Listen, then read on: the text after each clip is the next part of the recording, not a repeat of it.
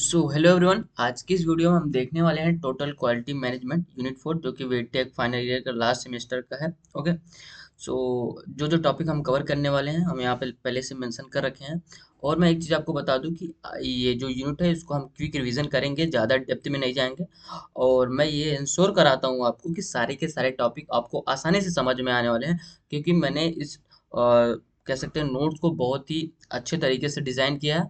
आप देखेंगे तो खुद ही समझ जाएंगे। ओके, सबसे पहले चलिए शुरू करते हैं। सबसे पहले देख लेते हैं कि हम कौन कौन से टॉपिक कवर करने वाले हैं।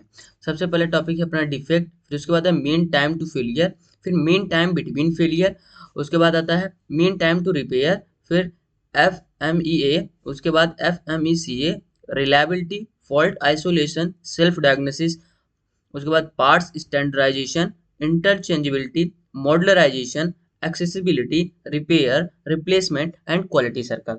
तो चलिए हम शुरू करते हैं। सबसे पहले देखते हैं कि डिफेक्ट होता क्या है। ओके, डिफेक्ट डेफिनेशन समझते हैं। A defect is an error और problem in a product. Okay, किसी प्रोडक्ट में एरर आ जाना या फिर प्रॉब्लम हो जाना, और किसी सर्विस में एरर आ जाना, प्रॉब्लम हो जाना, दैट इफेक्ट इज क्वालिटी। मतलब कि जब कोई प्रोडक्ट है उसमें अगर कोई एरर आ जाता है, कोई प्रॉब्लम आ जाती है, प्रोडक्ट हो सकता है, सर्विस हो सकता है, तो वो क्या करता है कि प्रोडक्ट की क्वालिटी को अफेक्ट करता है। उसी को क्या कहते हैं? डिफेक्ट कहते हैं। अगर इसको हम अपने शब्दों में समझे, अपने आसान लैंग्वेज में समझे, तो यहाँ पे मैंने देखिए हर एक बॉक्स में दे रखा है, आप आसानी से समझ सकते हैं। जस्ट फॉर अंडरस्टैंडिंग है, मैंने हर एक स्लाइड में हर एक टॉपिक के लिए ऐड कर रखा है। तो चलिए समझते हैं। डिफेक्ट का मतलब होता है कि किसी प्रोडक्ट या सर्विस में ऐसी गलती या खराबी जो उसकी क्वालिटी को खराब कर देती है। ओके, या कस्टमर के एक्सपेक्टेशन के अकॉर्डिंग नहीं बनती। जब प्रोडक्ट अपना काम ठीक से नहीं करता या किसी स्टैंडर्ड को फॉलो नहीं करता, तब उसमें डिफेक्ट माना जाता है। ओके, आप समझ पाए होंगे, आई होप। आप समझते हैं की पॉइंट्स के बारे में। It makes product not work expected. अगर प्रोडक्ट में डिफेक्ट आ जाता है तो ये क्या होता है कि जैसे हम एक्सपेक्ट करते हैं कि प्रोडक्ट ऐसा काम करेगा, वैसा नहीं करता है। Okay, it can happen during design, production और delivery.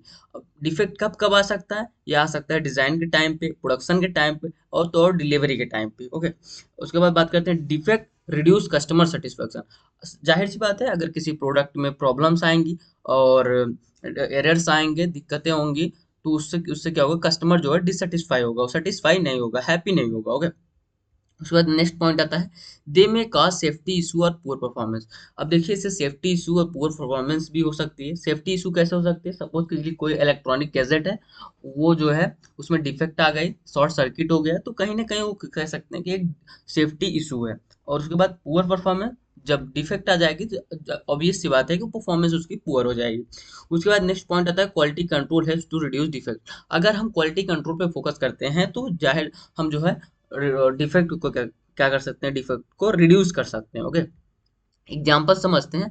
A pen that does not write even though it's new has a defect. Suppose के लिए कोई एक नया पेन है, हम उसको राइट करने की कोशिश कर रहे हैं, बट वो चल नहीं रही है, वो लिख नहीं रही है, उससे राइट नहीं हो रहा है, तो कहीं ना कहीं नए पेन में एक लिखने वाला जो है एक डिफेक्ट आ गया, एरर आ गया। ओके, आगे बढ़ते हैं, समझते हैं दूसरे टॉपिक को। ये है मीन टाइम टू फेलियर। अब मीन टाइम टू फेलियर क्या है, इसको पहले हम यहाँ समझते हैं जो आसान लैंग्वेज में। MTF मतलब कि मीन टाइम टू फेलियर एक ऐसा मेजर होता है जब जो बताता है कि एक प्रोडक्ट जो रिपेयर नहीं किया जा सकता, नॉन रिपेलेबल है। ओके, नॉन रिपेयरेबल है, एवरेज कितना टाइम तक चल सकता है फेलियर के पहले। ये मेनली उन प्रोडक्ट के लिए यूज होता है जो एक बार खराब हो जाए तो रिप्लेस करना पड़ता है, जैसे बल्ब या फ्यूज। समझ गया? बेसिकली वही चीज यहाँ बताया गया है। MTF is the average time of product work before it. मतलब कि वो खराब होने से, मतलब चलते चलते खराब होने के पहले की टाइम जो होती है। ओके, जैसे कि समझ लीजिए कि 2 दिन में खराब होना है, 2 दिन से पहले ही अगर खराब हो जाती तो वो जो टाइम है, एवरेज टाइम है, उसी को क्या बोलते हैं? Mean time to failure. Okay, आप यहाँ से आसानी से समझ सकते हैं। अब इसे की पॉइंट समझते हैं। Used for, okay, use for product that are not repaired after failure. ये इसलिए यूज होता है उन प्रोडक्ट के लिए जो फेलियर के बाद रिपेयर नहीं होते हैं। ओके, उस प्रोडक्ट के लिए ये यूज होता है। Tell how a long product will last, और ये बताता है कि कोई प्रोडक्ट कितने समय तक चलने वाला है। Higher MTTF better quality. अगर किसी प्रोडक्ट की हायर एम ज़्यादा M T T F higher है, तो हम कह सकते हैं कि उस प्रोडक्ट की क्वालिटी जो है बेटर होगी। हेल्प इन प्लानिंग रिप्लेसमेंट, अब जो है ये क्या करता है, रिप्लेसमेंट को प्लान करने में हेल्प करता है। Okay, important in industries like electronic lights, इन सब इंडस्ट्री में जो है ये इंपॉर्टेंट रोल प्ले करता है। किस इंडस्ट्री में? इलेक्ट्रॉनिक्स हो गया, लाइट्स हो गया, इन सब इंडस्ट्री में। एग्जाम्पल समझते हैं। If 10 lights bulb each last 100 hours, suppose कीजिए कोई 10 लाइट बल्ब है, वो लगभग 1000 घंटे तक चलती है। Then M T F averages जो है उसका, तब उसका एम टी एफ एवरेज क्या होगा? 1000 हो जाएगा। ओके, आगे बढ़ते हैं, समझते हैं mean time between failure. Mean time between failure क्या होता है, इसको समझते हैं। Mean time between failure is the average time between two failure of a repairable product. मतलब कि अब कह सकते हैं कि जैसे कि दो बार में, मतलब कि दो बार में, जैसे प्रोडक्ट एक बार चला, फिर उसके बाद फेल हो गया। ओके, फिर हमने बनाया, फिर फेल हो गया। तो बेसिकली उस जो टाइम, वो जो टाइम है दो बार के फेल होने के बीच का, उसे ही क्या कहते हैं? Mean time between failure. इसको जो हम यहाँ से समझते हैं, M M T B F बताता है कि दो फेलियर के बीच एवरेज कितना समय प्रोडक्ट या सिस्टम सही तरीके से काम करता है। ओके, ये सिस्टम के लिए होता है जो रिपेरेबल होता है। इस इसे हम सिस्टम की रिलायबिलिटी समझ सकते हैं।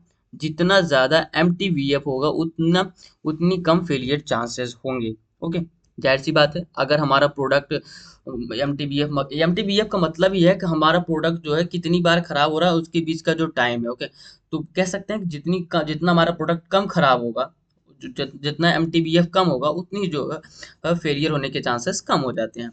अब इसको की पॉइंट समझते हैं। Use for machine that can fix, यह जो है मशीन्स के लिए यूज होता है, जो फिक्स किया जा सकता है मशीन, मतलब जो खराब होने के बाद जो प्रॉब्लम्स फिक्स की जा सकती हैं मशीन्स में, अगर मशीन को बनाया जा सकता है तो बेसिकली उस लिए यूज होता है। अब उसके बाद नेक्स्ट पॉइंट होता है मेजर सिस्टम रिलायबिलिटी। सिस्टम की रिलायबिलिटी को मेजर करने के लिए किया जाता है। Higher M T F fewer breakdown, जितना हाई एम टी एफ होगा, एम टी बी एफ होगा, उतना ही ब्रेक डाउन के चांसेस कम हो जाएंगे। Okay, help improve maintenance planning. Maintenance planning को इम्प्रूव करने में हेल्प करता है। It includes uptime only, not repair time. यह जो है अप टाइम को भी इम्प्रूव करता है, ना कि केवल रिपेयर टाइम को ही। ओके, मतलब कि जब एक बार हम बना देते हैं तो हो सकता है कि काफी लंबे समय तक चले। अब एक एग्जांपल समझते हैं। A generator runs 500 hours, then fail, get repaired and run 500 hour. देखो यहाँ एग्जांपल से बहुत आसानी से समझ सकते हैं।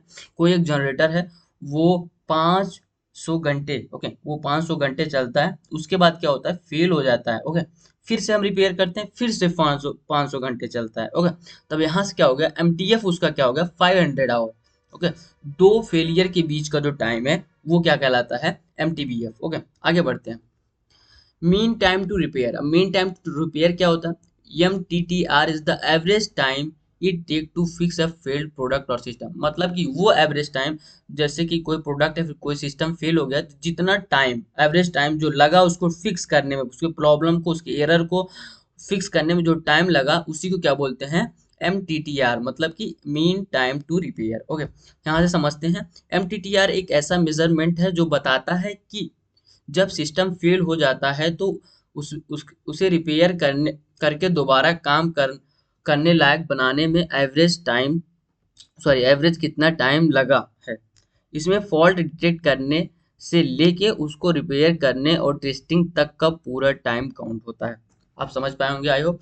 अब आगे बढ़ते हैं, की पॉइंट समझते हैं। So how quickly repair are done. अब ये दिखाता है कि कितनी जल्दी हम जो है रिपेयर करते हैं। ओके, ये बताता है बेसिकली। उसके बाद low M T T R faster recovery. जितना M T T R low होगा, उतना रिकवरी के फास्टर ज्यादा, मतलब फास्टर रिकवरी होगी, मतलब उतनी जल्दी जो है फिक्स होने के चांसेस हैं। Okay, help in service planning. Service planning में हेल्प करता है। Include detection. Okay, include detection, fixing and testing time. अब इसमें जो है कह सकते हैं कि ये जो है डिटेक्शन में, फिक्सिंग में एंड टेस्टिंग टाइम में भी हो यूज होता है। Okay, important for maintenance team. Maintenance team के लिए काफी इंपॉर्टेंट है। एग्जांपल समझते हैं। If a machine is repaired in 2 hour, suppose कीजिए कोई एक मशीन है, वो 2 आवर में, 2 घंटे में रिपेयर होती है, ऑन एन एवरेज आवर है, 2 घंटे में रिपेयर होती है। Then M T T R 2 hour, तो मतलब जो उसका रिपेयर होने का टाइम है वो क्या कहलाता है, MTTR, मतलब कि 2 आवर। ओके, आगे बढ़ते हैं, समझते हैं FMEA ये क्या होता है। Failure mode and effect analysis. Basically FMEA stand करता है failure mode and effect analysis. Definition समझते हैं, a method to find possible failure in a product और प्रोसेस, मतलब बिफोर दे हैपन। अब कहने का मतलब है कि अगर कोई प्रोडक्ट फेल होने वाला है, उसके पहले अगर हम उसमें फेलियर या फिर जो एरर्स आने वाले हैं उसको हम अगर पता कर लेते हैं, तो उसको क्या कहते हैं, MEA, मतलब कि failure modes and effect analysis. अब बेसिकली ये कहाँ होता है, इसको पहले एग्जांपल समझते हैं। Engineer use FMEA to study the brake system of a car before production to avoid accident. बता रहा है कि जब कोई कंपनी कार बनाती है, ओके, तो वो एक्सीडेंट को अवॉइड करने के लिए सबसे पहले ब्रेक का क्या करती है, ब्रेक में जो जो प्रॉब्लम्स आ सकती हैं उसको जो है वो फाइंड आउट करके जब ठीक करती है, उसको क्या बोलते हैं, FMEA। एग्जाम्पल से, सॉरी एग्जाम्पल से नहीं, हम तो दे रखे हैं, इसको पहले हम अपने लैंग्वेज में समझते हैं बेसिकली क्या है। FMEA एक सिस्टमेटिक प्रोसेस है जिसमें हम ये एनालाइज करते हैं कि किसी प्रोडक्ट या प्रोसेस में क्या क्या फेलियर हो सकते हैं, फेलियर मोड्स मतलब कि क्या क्या फेलियर हो सकते हैं, उनका क्या असर होगा और उन्हें कैसे अवॉइड किया जा सकता है। इसका यूज प्रोडक्ट डिजाइन और डेवलपमेंट के अर्ली स्टेज में होता है ताकि फ्यूचर में प्रॉब्लम्स ना आए। मतलब कि प्रोडक्ट डिजाइन करने से पहले, मतलब फाइनल प्रोडक्ट बनने से पहले हम उसमें जो जो एरर, जो जो प्रॉब्लम्स आने वाली हैं उसको हम पहले ही एनालाइज कर लेते हैं, उसको ठीक करते हैं। ओके, तो बेसिकली उसी को क्या कहा गया है, उसी एक प्रोसेस को, मतलब कि प्रोडक्ट को, प्रोडक्ट के फाइनल प्रोडक्ट बनने से पहले अगर हम उसके एरर और डिटेक्ट को फाइंड कर लेते हैं, तो जो फाइंड करने का प्रोसेस है, मेथड है, उसी को क्या बोलते हैं, failure mode and effect analysis. Okay, इसे की पॉइंट समझते हैं क्या क्या है। Identify what can go wrong. अब ये आइडेंटिफाई करने में हेल्प करता है कि क्या होने वाला है, क्या फेलियर आने वाला है, क्या एरर आने वाला है, उसको जो है आइडेंटिफाई करने में हेल्प करता है। Analyse the effect of each failure, मतलब हर एक फेलियर के इफेक्ट को एनालाइज करने में हेल्प करता है। Help reduce risk before launching the product. अब प्रोडक्ट लॉन्च करने से पहले जो रिस्क आने वाले हैं उसको रिड्यूस करने में हेल्प करता है। Done in design and planning stages. Design और प्लानिंग स्टेजेस में जो है हेल्प करता है। Improve product safety and reliability. अब इससे क्या होगा, प्रोडक्ट की सेफ्टी और रिलायबिलिटी बढ़ जाएगी। जैसे कि एग्जांपल में बताया गया, अगर कार को जो है प्रोडक्शन होने से पहले अगर उसको हम ब्रेक को ठीक कर लेते हैं, तो जो हम लॉन्च करेंगे जाहिर सी बात है उसकी सेफ्टी जो है बरकरार रहेगी, सेफ्टी बनी रहेगी। अगर हम नहीं कर पाते हैं, अगर हमने लॉन्च करने कर दिया और उसके बाद कोई ड्राइव कर रहा है, उस दौरान जो है ये डिफेक्ट आता है, तो कहीं ना कहीं उस सेफ्टी जो है इशू बन सकता है। ओके, आगे चलते हैं, समझते हैं FMECA क्या होता है। मतलब कि failure mode effect and criticality analysis. Okay, definition समझते हैं। FMECA is an extended version of MEA, sorry FMEA का एक्सटेंडेड वर्जन है FMECA। Okay, that also check how serious is failure is. ये भी यही चेक करता है कि कितना सीरियस जो है फेलियर है, मतलब कि कितना ज़्यादा प्रॉब्लम कर सकता है फेलियर। बेसिकली वही ये चेक करता है। उसमें क्या होता था, उसको उसमें जो है, सॉरी किसमें, कह सकते हैं FMEA में जो है, हम जो है प्रोडक्ट को फाइनल प्रोडक्ट बनाने से पहले जो इश्यूज आने वाले हैं, जो एरर्स आने वाले हैं, उसको फाइंड करते हैं। और FMECM क्या करते हैं, कितना सीरियस फेलियर हो सकता है उसको मेजर करते हैं, उसका जो है उसको चेक करते हैं। तो बेसिकली ये उसका जो है एक्सटेंडेड वर्जन है। इसको की पॉइंट से समझते हैं। Okay, include all steps of FMEA।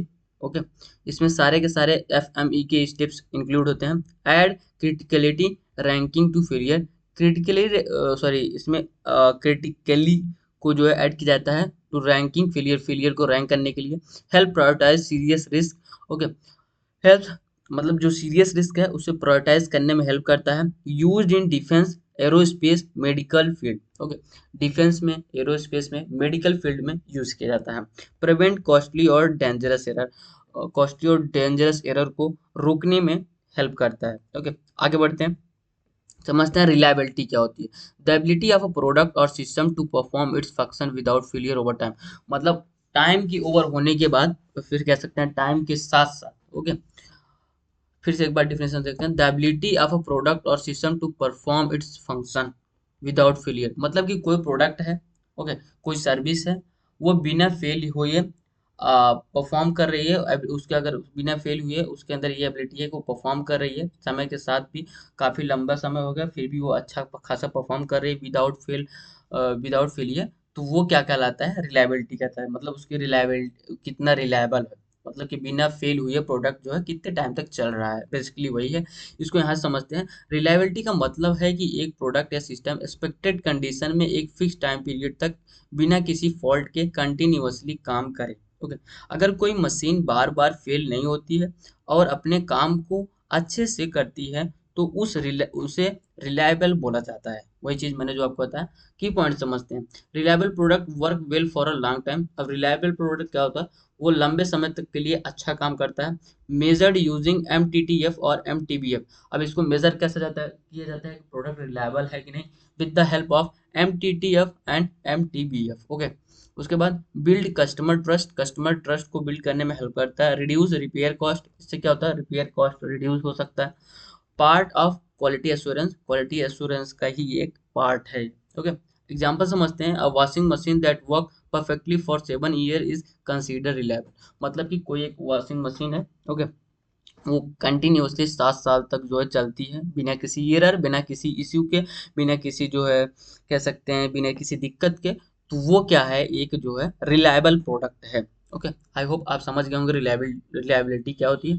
आगे बढ़ते हैं, देखते हैं fault tolerance, sorry, fault isolation क्या होता है। ओके, इसका डिफिनेशन देखते हैं। फाइंडिंग द एग्जैक्ट लोकेशन और cause of a problem in a system. मतलब किसी सिस्टम में एक पर्टिकुलर एग्जैक्ट लोकेशन फाइंड करना जहां वो प्रॉब्लम अकर हो गई। सपोज कीजिए कोई इलेक्ट्रॉनिक गैजेट है और उस गैजेट का कह सकते हैं कि चार्जिंग पॉइंट खराब हो गया ना। अब उस गैजेट का चार्जिंग पॉइंट खराब हो गया, तो अगर हम उस चार्जिंग पॉइंट को खोजते हैं उस गैजेट में, उस कि हाँ इसी चार्जिंग पॉइंट में इशू आ रहा है, तो उसी को क्या कहते हैं, फॉल्ट आइसोलेशन। मतलब किसी गैजेट में पर्टिकुलर जहाँ पे इशू आ रहा है उसको जो है एग्जैक्ट लोकेशन को फाइंड करना ही क्या कहलाता है, फॉल्ट आइसोलेशन। ओके, अब इसको यहाँ समझते हैं। फॉल्ट आइसोलेशन का मतलब होता है सिस्टम या मशीन में प्रॉब्लम्स का एग्जैक्ट लोकेशन या कॉज आइडेंटिफाई करना।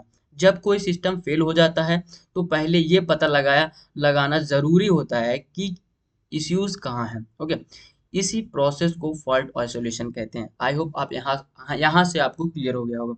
तो देखिए बेसिकली आप हर एक स्लाइड में मैंने हर एक टॉपिक के लिए ऐसा ही जो है एक इजी लैंग्वेज में हमने एक बॉक्स में डाल रखा है। आप वहाँ से पढ़ के आसानी से समझ सकते हैं। अगर नहीं समझ में आ रहा है उसके बाद नोट्स तो आपके पास रहेगा ही, आप उसको दोबारा तिबारा जितनी बार मन चाहे पढ़ सकते हैं। की पॉइंट समझते हैं इसके। फॉल्ट आइसोलेशन क्या होते हैं, help fix the issue quickly. Issue को जल्दी फिक्स करने में हेल्प करता है। Reduce repair time and cost, repair time और कॉस्ट को रिड्यूस करने में हेल्प करता है।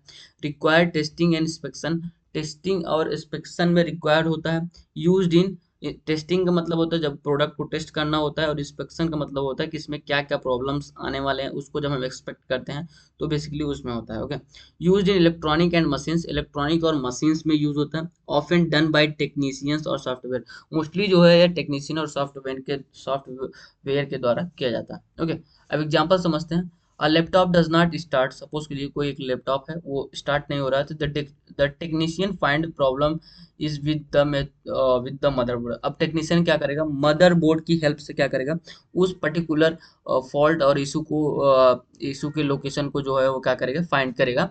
This is called fault isolation. अब इसी को क्या कहते हैं, फॉल्ट आइसोलेशन कहते हैं। आगे बढ़ते हैं, समझते हैं। पार्ट्स स्टैंडर्डाइजेशन, पार्ट्स स्टैंडर्डाइजेशन क्या होता है इसको समझते हैं। Making part with standard size and specification, किसी भी पार्ट को स्टैंडर्ड साइज और स्पेसिफिकेशन के साथ बनाना, so they can be use in many product, जिससे कि वो कई प्रोडक्ट्स में, मल्टीपल प्रोडक्ट्स में यूज हो सके, उसी को क्या बोलते हैं, पार्ट स्टैंडर्डाइजेशन। अब इसको यहाँ से समझते हैं। पार्ट स्टैंडर्डाइजेशन का मतलब है कि मैन्युफैक्चरिंग में कॉमनली यूज्ड पार्ट का स्टैंडर्ड साइज, टाइप या डिज़ाइन फॉलो किया जाए ताकि उसका यूज मल्टीपल प्रोडक्ट में हो सके। इसे मैन्युफैक्चरिंग कॉस्ट कम होती है और मेंटेनेंस इजी हो जाता है। ओके, अब देखिए पार्ट स्टैंडर्डाइजेशन का मतलब होता है कि सपोज कर लीजिए किसी बाइक का और ब्रेक या फिर क्लच कह सकते हैं या फिर टायर ऐसा बनाया जाए जो कि दो तीन बाइक में या फिर दो तीन व्हीकल्स में यूज हो। इससे क्या होगा कि वो उसका पार्ट स्टैंडर्डाइजेशन होगा, मतलब एक कॉमन प्रोडक्ट बनाना जो मल्टीपल कह सकते हैं मल्टीपल मशीन या फिर मल्टीपल व्हीकल्स या फिर मल्टीपल जगह पर यूज हो सके, उसे क्या बोलते हैं पार्ट स्टैंडर्डाइजेशन। आई होप आप समझ पाए होंगे। की पॉइंट समझते हैं। Reduce production cost, production cost को रिड्यूस करता है। मेक रिप्लेसमेंट इजी, अब इससे क्या होगा रिप्लेसमेंट इजी हो जाएगा। सिंप्लीफाइज इन्वेंट्री, इन्वेंट्री को सिंप्लीफाई करेगा। इम्प्रूव कंपेटिबिलिटी, कंपेटिबिलिटी को इम्प्रूव करेगा। Common in automotive and electronics, automotive और इलेक्ट्रॉनिक्स में ये चीजें कॉमन है पार्ट्स स्टैंडर्डाइजेशन। ओके, अब एक एग्जांपल समझते हैं। Standard USB charger that work with many mobile phone, अब जैसे कि एक यूएसबी चार्जर ही हो गया, वो जो है मल्टीपल मोबाइल फोन के साथ जो है वर्क कर सकता है। सपोज के लिए एक यूएसबी केबल है तो हम उसको क्या कर सकते हैं, हम लैपटॉप में भी लगा के चार्ज कर सकते हैं। उसके बाद उसके एडाप्टर में भी लगा के चार्ज कर सकते हैं, बोर्ड में भी लगा के चार्ज कर सकते हैं। सॉरी, बोर्ड में नहीं, अडाप्टर में लगा सकते चार्ज करते हैं। उससे हम डेटा को ट्रांसफर कर सकते हैं, मोबाइल भी चार्ज कर सकते हैं। ओके, बेसिकली यही कहने का मतलब है कि वो एक पार्ट स्टैंडर्डाइजेशन। आगे बढ़ते हैं, समझते हैं इंटरचेंजेबिलिटी क्या होती है। ओके, इसको डिफिनेशन देखते हैं। Ability to replace one part with an other part without any change, बिना किसी चेंज के एक पार्ट को दूसरे पार्ट से रिप्लेस करने की एबिलिटी को ही इंटरचेंजेबिलिटी कहते हैं। इंटर का मतलब है एक दूसरे से चेंज करना। ओके, और एडजस्टमेंट मतलब कि ऐसी एबिलिटी जिसको जिस ability to replace one part with an other without any change और एडजस्टमेंट, बिना चेंज और एडजस्टमेंट के एक पार्ट को दूसरे पार्ट से जो है रिप्लेस कर देने की एबिलिटी को क्या बोलते हैं, इंटरचेंजेबिलिटी। इसको यहाँ आसान लैंग्वेज में समझते हैं। इंटरचेंजेबिलिटी का मतलब है किसी पार्ट को बिना किसी चेंज के दूसरे सिमिलर प्रोडक्ट या सिस्टम में रिप्लेस किया जा सके। ये तभी पॉसिबल होता है जब पार्ट स्टैंडर्डाइज आ, होते हैं और एग्जैक्ट साइज शेप और फंक्शन के होते हैं। हाँ, जाहिर सी बात है, इंटरचेंजेबिलिटी तभी पॉसिबल होगा जब पार्ट का साइज शेप और फंक्शंस, ओके, वो सारे सारी चीज़ें जो है सेम होगी, तभी तो हम एक दूसरे से उसको रिप्लेस कर पाएंगे। अगर ये चीज़ें सपोज कीजिए साइज ही नहीं सेम है तो वो जो पर्टिकुलर प्रीवियस वाला पार्ट था या फिर जो जिससे हम रिप्लेस करना चाहते हैं तो उसके साइज का फिक्स होगा ही नहीं, तो हम कैसे रिप्लेस करेंगे। बेसिकली ये जो है पार्ट का जो स्टैंडर्डाइजेशन है वो सेम होना चाहिए, तभी हम जो है कर सकते हैं। ओके, अब की पॉइंट समझते हैं। इंक्रीज फ्लेक्सिबिलिटी इन रिपेयर, जो रिपेयर में फ्लेक्सिबिलिटी को इंक्रीज करता है। Reduce down time, down time को रिड्यूस करता है। Require standard design, standard design के लिए रिक्वायर होता है। इम्प्रूव मास प्रोडक्शन, ये जो है मास प्रोडक्शन को इम्प्रूव करता है, मतलब भारी प्रोडक्शन में बल्क में जो है इसका प्रोडक्शन होता है। Okay, save time and effort, time और एफर्ट को सेव करता है। एग्जांपल समझते हैं। A battery from any brand can be used in the same remote, suppose कीजिए कि कोई एक बैटरी है, किसी भी कंपनी की बैटरी हो सकती है, जो हमारे पास टीवी का रिमोट है या फिर किसी और का म्यूजिक कह सकते हैं स्पीकर के रिमोट है, तो उसमें क्या है वो पर्टिकुलर बैटरी जो है यूज आ जाती है, कुछ सेट हो जाती है, क्योंकि उसकी साइज जो है, उसके फंक्शन जो है, सारी की सारी चीजें जो है सेम है, इसीलिए उसे इंटरचेंज किया जा सकता है। ओके, आगे बढ़ते हैं, समझते हैं मॉड्यूलराइजेशन क्या होता है। डेफिनेशन समझते हैं। Designing a system in separate part और module that can work independently, मतलब कि सपोज के लिए हमारे पास कोई गैजेट है, कोई मशीन है, उसके जो है डिफरेंट डिफरेंट पार्ट को अलग अलग मतलब सेपरेट करके जब हम उसको रिपेयर करते हैं तो उससे क्या वो क्या कहलाता है, मॉड्यूलराइजेशन कहलाता है। इसको आसान लैंग्वेज में समझते हैं। मॉड्यूलराइजेशन का मतलब होता है कि एक सिस्टम को अलग अलग छोटे इंडिपेंडेंट मॉड्यूल में डिजाइन करना। ओके, हर मॉड्यूल का अपना स्पेसिफिक फंक्शन होता है और कोई अ, होता है, और अगर कोई मॉड्यूल फेल हो जाए तो पूरा सिस्टम खराब नहीं होता, सिर्फ उसी पार्ट को रिप्लेस कर सकते हैं। वही चीज़ जो मैंने आपको बताया कि जब अगर कोई एक ऐसा डिवाइस है, कोई एक ऐसा मशीन है, जब उसके डिफरेंट डिफरेंट पार्ट को जो है हम अलग अलग करके रिपेयर कर सकते हैं, अलग अलग करके रिपेयर करते हैं, तो उनके फंक्शंस फीचर्स सब कुछ अलग होते हैं, तो वो क्या कहलाता है, मॉड्यूलराइजेशन। अगर कोई एक पार्ट खराब होता है तो दूसरे पार्ट को वो इफेक्ट नहीं करता है। उसके की पॉइंट समझते हैं। इजी टू रिपेयर और अपग्रेड। अब रिपेयर और अपग्रेड करने में जो है इजी होता है, ओके, क्योंकि जो है जब हम निकालेंगे तो केवल एक पार्ट, एक ही मॉड्यूल निकालेंगे, सारे के सारे मॉड्यूल को हमको नहीं निकालना पड़ेगा, okay. Save time during development. अब जो है डेवलपमेंट के समय जो है टाइम को सेव करता है। Module can be reuse. Module को जो है रीयूज किया जा सकता है। Reduce complexity. कॉम्प्लेक्सिटी को रिड्यूस करेगा। कॉम्प्लेक्सिटी रिड्यूस करने का मतलब है अगर हम एक साथ में सारे के सारे मॉड्यूल को निकालेंगे तो कहीं ना कहीं वो कॉम्प्लेक्स हो सकता है, ओके। लेकिन अगर हम मॉड्यूल में अलग अलग वो सेपरेट हैं, उनको अलग अलग निकाल के हम रिपेयर करेंगे तो कॉम्प्लेक्सिटी जो है रिड्यूस हो जाएगी, ओके। Improve flexibility. फ्लेक्सिबिलिटी को इंप्रूव करता है। एग्जाम्पल समझते हैं। डेस्कटॉप कंप्यूटर है सेपरेट मॉड्यूल। एक डेस्कटॉप कंप्यूटर है, समझ लीजिए, उसमें सेपरेट मॉड्यूल्स होते हैं, अलग अलग मॉड्यूल्स होते हैं, like CPU, RAM and hard drive. तो जब इसमें से कोई सपोज के लिए हार्ड ड्राइव में दिक्कत आ गई, रैम में दिक्कत आ गई, ओके, तो हम क्या कर सकते हैं, पर्टिकुलर वही रैम को निकालेंगे और जो दिक्कत है वो इसको फिक्स करके फिर से इंस्टॉल कर देंगे। तो इससे क्या होगा कि जो है कॉम्प्लेक्सिटी भी रिड्यूस हो जाएगी, काम भी हो जाएगा। तो हो गया। आगे बढ़ते हैं, समझते हैं एक्सेसिबिलिटी क्या होती है इसको। How easy it is to reach or service a part or area of a system. मतलब सपोज के लिए कोई सिस्टम है वो खराब हो गया, तो उस पर्टिकुलर सिस्टम, उस पर्टिकुलर लोकेशन पे उस वहाँ पे जाना और उसको ठीक करना, ओके, कितना कितना मतलब कितना आसान है उस पर्टिकुलर लोकेशन को फाइंड करना, एक्सेस करना, सो दैट हम उसको ठीक कर सकते हैं। उसी को क्या कहते हैं, एक्सेसिबिलिटी। आसान लैंग्वेज समझते हैं। एक्सेसिबिलिटी का मतलब होता है किसी सिस्टम के पार्ट तक आसानी से पहुंच पाना, स्पेशली जब उन्हें चेक करना होता है या फिर रिपेयर करना होता है, ओके। अगर पार्ट इजीली एक्सेसिबल होते हैं तो मेंटेनेंस फास्ट और कॉस्ट इफेक्टिव हो जाता है। जाहिर सी बात है, अगर कोई प्रोडक्ट खराबी है प्रोडक्ट के अंदर, सपोज चलिए कोई कार है, कार के इंजन में, तो अगर उस कार के इंजन में किसी ऐसा प्रोडक्ट खराब है जहाँ पे हम उसको आसानी से एक्सेस कर सकते हैं और उसको बिना किसी कॉम्प्लेक्सिटी के साथ अगर हम उसको सॉल्व कर सकते हैं, इसी उसको ठीक कर सकते हैं, तो उससे क्या होगा कि जो है काम हमारा जो है फास्ट मेंटेनेंस भी हो जाएगा, काम हमारा जल्दी भी हो जाएगा और कॉस्ट इफेक्टिव हो जाएगा, मतलब कि कम कीमत में भी हो जाएगा। लेकिन अगर वही पर्टिकुलर डिफेक्ट को, जहाँ पे डिफेक्ट एरर है, उसको ठीक करने में काफ़ी टाइम लग रहा है, वो कॉम्प्लेक्स है, मतलब कि नंबर ऑफ कंपोनेंट को निकालने के बाद वो प्रॉब्लम हमारे सामने आ रही है, तब मिल रही है, तो यहाँ पे क्या हो सकता है, मेंटेनेंस जो है में डिले हो सकता है और जो है कॉस्ट जो है क्या कह सकते हैं कि वो एक्सपेंसिव हो सकता है, ओके। सो ये रहा, इसको की पॉइंट समझते हैं। Reduce time and effort during maintenance. अब ये क्या करता है, टाइम और एफर्ट को रिड्यूस करता है मेंटेनेंस के time. Important for safety, safety के लिए इम्पोर्टेंट है। इम्प्रूव इफिशियंसी, इफिशियंसी को इम्प्रूव करता है।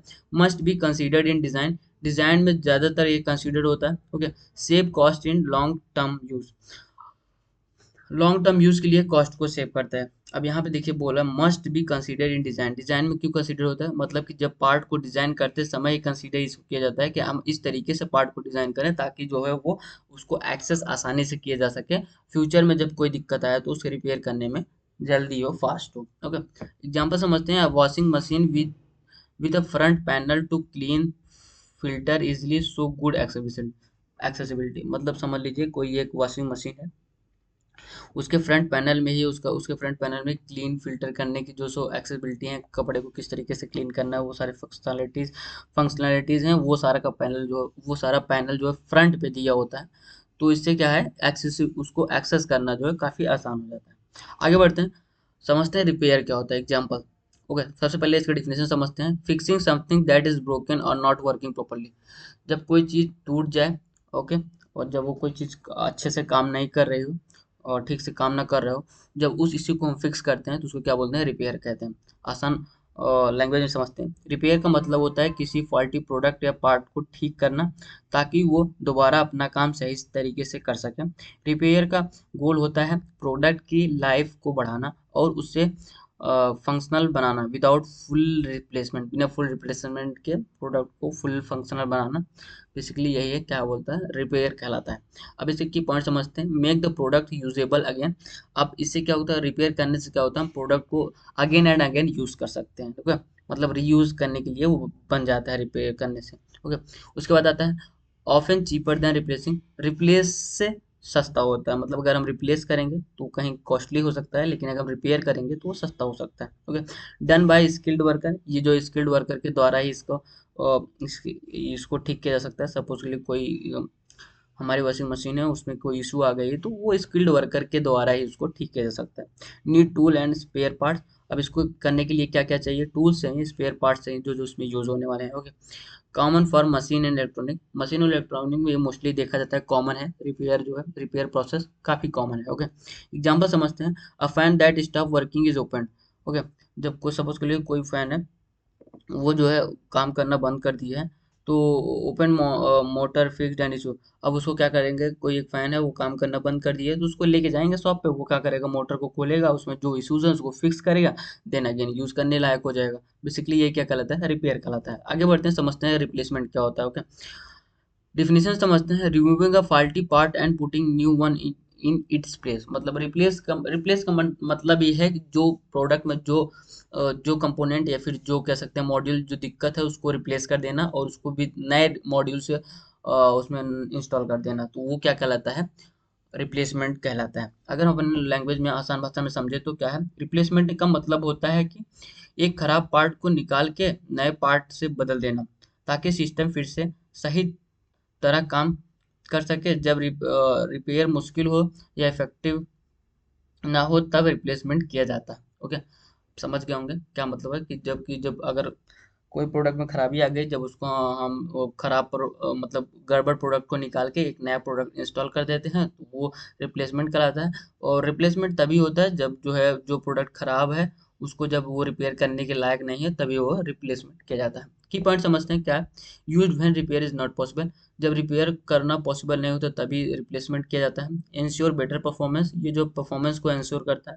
जाहिर सी बात है, जब हम रिपेयर करने के बजाय उसको अगर हम रिप्लेस कर देंगे, कोई नई चीज़ डाल देंगे उसमें, जो चीज़ दिक्कत आ रही है उसको नई डाल देंगे, तो जाहिर सी बात है उसकी परफॉर्मेंस बेटर हो जाएगी।